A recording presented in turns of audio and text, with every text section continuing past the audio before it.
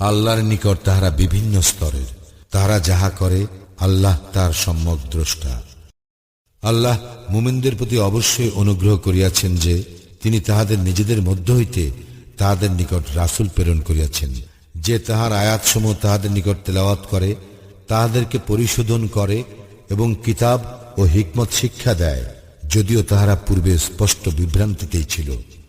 কি ব্যাপার, যখন তোমাদের উপর মুসিবত আসিল তখন তোমরা বলিলে, ইহা কোথা হইতে আসিল? অথচ তোমরা তো দ্বিগুণ বিপদ ঘটাইয়াছিলে। বলো, ইহা তোমাদের নিজেদেরই নিকট হইতে।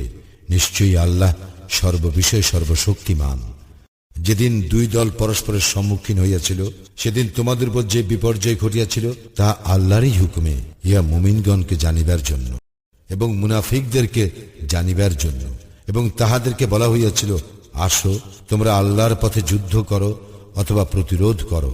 তাহারা বলিয়াছিল, যদি যুদ্ধ জানিতাম তবে নিশ্চিতভাবে তোমাদের অনুসরণ করিতাম।